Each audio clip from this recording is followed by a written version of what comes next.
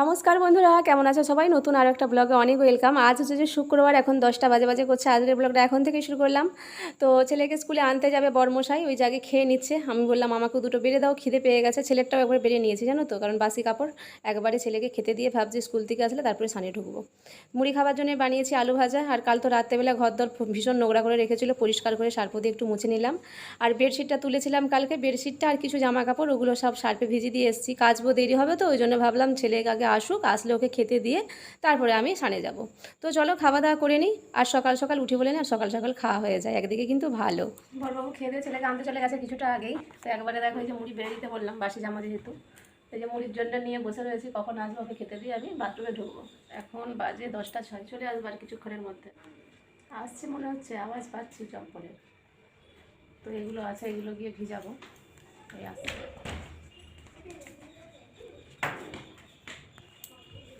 কৃষ্ণ কৃষ্ণ হরে হরে হরে রাম রাম হরে হরে।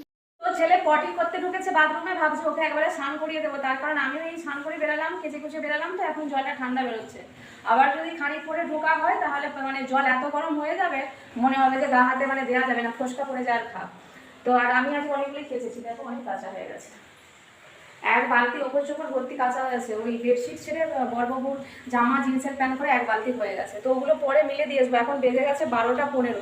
তো আগে ভাতটা বসিয়ে দিই, দিয়ে ওকে স্নান করিয়ে ভাবছি মিলে দিয়ে আসবো, যা রোদ শুকনো হয়ে যাবে। রোদকে এখন যেতেই ভয় লাগে, কিন্তু কিছু করার নেই, অনেকগুলো জিনিস তো ছাদে না গেলে কোনো উপায় নেই। তো এই যার সঙ্গে ঠাকুরকে সেবাটা দিলাম। তো সকাল সকালই হয়ে যাওয়ার খাপ, কত সকাল উঠেছি, সেই সকাল উঠেও দেরি। ওই একটা ফোন ঢুকে গিয়েছিল, আমার একটা বান্ধবী ফোন করছিল, অবশ্য দরকারি। এবার ফোন করলে কি হয়, এক কথা দু কথা হতে হতে দেরি হয়ে যায়। ওই জন্য আনাজটা, এই যে আনাজ কেটে রেখে সানে গেছিলাম। আলু বেগুন দিয়ে, ঝিঙে দিয়ে, কাঁচকলা দিয়ে, কাঁচকলাটা দিইনি, কাঁচকলাটা রেখে দিয়েছি কালকে শুক্তো বানাবো, আধখানাই আছে। ওই ঝিঙে, পেঁপে, সজনে ডাঁটা, গাজর আর আলু বেগুন দিয়ে ঝোল হচ্ছে। আর একটু ডিম, একটু গাজরও দিয়েছি ওর সাথে। আর ওখানে যে কালকে নিম পাতা নিয়ে এসেছিলাম, নিম পাতাগুলোকে সব বেছে রেখে দিয়েছি, ভেজে ভাবছি রেখে দেবো, একটু কুচাতে হবে, কুচিয়ে ধুয়ে নেবো বড় বড় পাতা, তাহলে ভাইতে সুবিধা হবে, এটা ঝুড়ি ঝুড়ি যায় তো। তো নিম পাতা এখন আমি আর ছেলেই খাচ্ছি, কর্তামশাই খাচ্ছে না, বলছে তিতো। তিতো জিনিস খেতে হবে নাকি মিষ্টি হবে, আর যে জিনিসটা সেই জিনিসটাই ভালো লাগে। তিতো জিনিস তিতো হবে, টক টক হবে, মিষ্টি মিষ্টি হবে, ঝাল ঝাল হবে, তাই না? লঙ্কা যদি মিষ্টি হয় ভালো লাগে, কে বোঝায় এদেরকে সব, মানে একদম মেন্টাল। তো যাই হোক, নাই খাক, জোর করিনি। ছেলেও তিতো তিতো করে, কিন্তু ওকে বকে ঝোঁকে খাইয়ে দিতে পারি, খেয়ে নেয়। কিন্তু কর্তাকে কি আর খাওয়াতে পারবো বকে ঝোঁকে, ছোটো মানুষ বলো। তো যাক, ভেজে রেখে দেবো, যবে যে আমার ইচ্ছা হবে তবে খাবো, নষ্ট হয়ে যাওয়ার থেকে ভালো। এই জল ভাতে চা নিচ্ছি, ঠিক আছে, ভালোও লাগছে, আমাকে তো ভালোই লাগছে। তো আগে জিজ্ঞেস করে নিই ভাত চাপানোর আগে, জল্লা ভাত খাবে কিনা, যদি খাই তাহলে চাল নেবো, নইলে নেবো না, আমার মতো নেবো। আমার জল্লা ভাত চাই মোট কথা। রোগা পাতলা মানুষ, কোনো টেনশনও নেই যে মোটা টোটা হয়ে যাবো। তো এটাই রোগা হওয়ার এটাই সুবিধা, কি বলে, কোনো কিছুতে বাড়ার নেই। তেল ঝাল মশলা যা খুশি খায়, অবশ্যই ঝাল মশলাটা সবার পক্ষেই ক্ষতি, শরীরের পক্ষে ক্ষতি, সে রোগাই হোক আর মোটাই হোক। তো চলো ফোনটা করে জেনে নিই। তো কিছুটা রান্না সামলে এখন ছাদে চলে এসেছি, যেগুলো কেচেছিলাম মিলে দিলাম, অনেকগুলোই কাঁচা হয়েছে। তো দেখো রান্না বান্না কমপ্লিট, হেসেল মেসেল গুছিয়ে নিয়েছি। আর ওদিকে ডিম সেদ্ধ, ডিম ভাজাটা এক সাইডে রেখেছি। আগে এই যে খেতে খেতে ছেলেকে যতটা পাচ্ছি খাইয়ে দিচ্ছি, তারপরে শেষে সিদ্ধ ডিমটা ছেলেকে দেবো, কারণ আমার আজকে নিরামিষ, ওদের নিরামিষ নয়। ঘড়ি দেখেছো কত বেলা হয়ে গেছে, আজকে আর বরমশাই নেই, বরমশাইয়ের জন্য অপেক্ষা করে থেকে থেকে মা ছেলে খেতে বসে পড়েছি। ফোন করলাম, কোথায় একটা গেছে, আসতে দেরি হবে বললো। তো বললো তোমরা খেয়ে নাও, আর অনেকটাই লেট হয়ে গেছে, আর খিদেও পেয়ে গেছে, অনেকটাই দেরি করলাম, হেসেল মেসেল গোছ করলাম, দেখলাম আসেনি।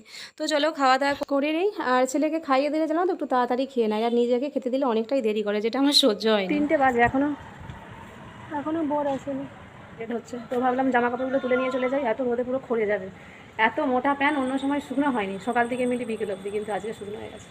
তো চলো ছেলেকে দেখে একটু ঘুম পাড়ানোর চেষ্টা করি, ঘুমাই কিনা। আজকে পড়া আছে, কালকে তো টিউশন ছুটি ছিল। 4:30 বেজে গেলেও মানুষের এখনও পাত্তা নেই। ফোন করলাম, বললো যে আমি খেয়ে নিয়েছি। তাহলে কীরকম বলো, দুবেলার চা নেওয়া হয়েছে, যেমন জিনিস দেখো তেমন ঢাকা হয়ে পড়ে রয়েছে।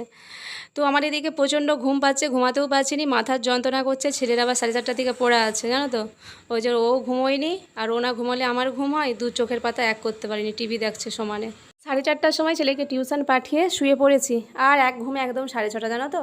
তো জায়েদের বাড়ি যাওয়ার ছিল, সেটাও আর হলো না, সন্ধে টন্ধে দিয়ে আর একটু কাজে ঢুকে পড়েছি। এই রান্নাঘরে কাল থেকে নারকেল কোড়া আছে, ওই নারকেল কোড়াটা কখন বের করে রেখেছি 4:30টার দিকে, জানি বিকেলবেলা উঠে করবো, আর এক ঘুমের সকাল জানো তো। তো সেটাই এখন এই যে নেড়ে নেবো, রেডি হয়ে নিয়েছি একবারে সন্ধ্যা দিয়ে।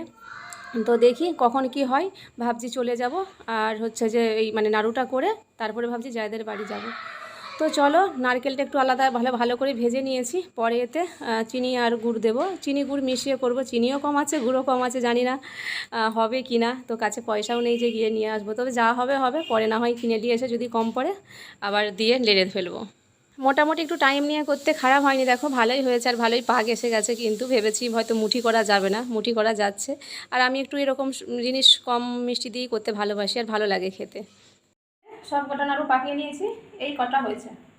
তো চলো, এই কৌটোটা অনেক দিন ধরে আছে জায়ের, তো এতে দুটো দিয়ে দিই, খালি কৌটো দেবো না, যাচ্ছি যখন কৌটোটাও ফেরত দিয়ে দেবো, সাথে দুটো মিষ্টি দিয়ে মিষ্টি মুখ করবে বলে বেরিয়েছিলাম। আর গেলাম না, কারণ অনেকটা রাত হয়ে গেছে। তো বড়মশাই বারণ করছে, কালকে সকালবেলায় যাবো। তো চলো তোমাদের একটা জিনিস দেখায়। আর ওবেলা আর বড়বাবু খায়নি, হ্যাঁ, তো বোধহয় এসে 4:30টার সময় হোটেলে খেয়ে নিয়েছিল। আর ওই একটা চলো তোমাদেরকে এখন একটা দারুণ জিনিস দেখাই। গরমের সঙ্গী, খুব সুন্দর সাথী, বরেরও সাথী, আমারও সাথী, সবারই সাথী, যদিও ছোট। এটা একটা দাদার কুলার, তো এটাই নিয়ে আসছে, অনেকদিন থেকেই বলছিল দেওয়ার জন্য। তো সেকেন্ড হ্যান্ড যদিও, তো চলো এই গরমে অনেকটাই সুবিধা হবে। তো এই জন্যই অনেকটা দেরি হয়েছিল, দাদার সাথেই কোথায় গিয়েছিল, তারপর ওই দাদার বাড়ি থেকে নিয়ে এসছে। তো চলো, এখন ওই বেলা তো বড়বাবু খায়নি, তারই যে ভাগের তরকারিটা পড়ে রয়েছে, সে তো আর জলালা ভাত দিয়েই তরকারি খাবে, তো ফেলা যাবে তবু খাবে না। আর আমি কষ্ট করে নেতেছি, ফেলে দেবো, তো আমিই খেয়ে নিই, কী আর করবো এক মুঠা মুড়ি দিয়ে। তো চলো, তো রাতের জন্য এই যে জলালা ভাত আজকেও কালকেরই মতো, আর আলু সেদ্ধই করলাম। আর শুকনো লঙ্কা নেই, জানো তো, একটু নিচে যাব, এখন বেরিয়েছি, শুকনো লঙ্কা নিয়ে আসবো। তো আলুটা সেদ্ধ হয়ে গেছে, তুলে রেখে যাই। শুকনো লঙ্কাটা নিয়ে এসে ভাবছি ছেলেকে খাইয়ে দেবো। সন্ধ্যাবেলা কিছু আর খাইনি, একটুখানি গুঁড়ো হরলিক্স খেয়েছে বাটিতে করে। তো ভাবছি দুপুরবেলা তো ঘুমোইনি, সকাল সকাল উঠছে, তাড়াতাড়ি খাইয়ে ঘুম পাড়িয়ে দেবো, যেহেতু ভাত তো হয়েই আছে। তো এটাই আর কি। এই ঘরদরগুলো পরিষ্কার করলাম, নোংরা করে রেখেছিল। ফ্রিজের সেই ফ্রিজ বলছি, কুলারের যে ওই ছোলাগুলো থাকে না, তো ওগুলোকে হচ্ছে যে গুঁড়ো করেছিল, গোটা ঘর হচ্ছে যে নোংরা করে রেখেছিল। তো ছেড়ে দিয়েছে, এই যে পরিষ্কার করে দেখো, খেলনা শুদ্ধ এই দিকে জোরো করে রাখছি, পরে ঝেড়ে ঝেড়ে ঢুকাতে হবে। এই ঘরটা পরিষ্কার করলাম, বেজে গেছে, অনেকটা বেজে গেছে, 9টা হতে যায়। তো চলো এসি হুইল শাক খাইনি বাজে।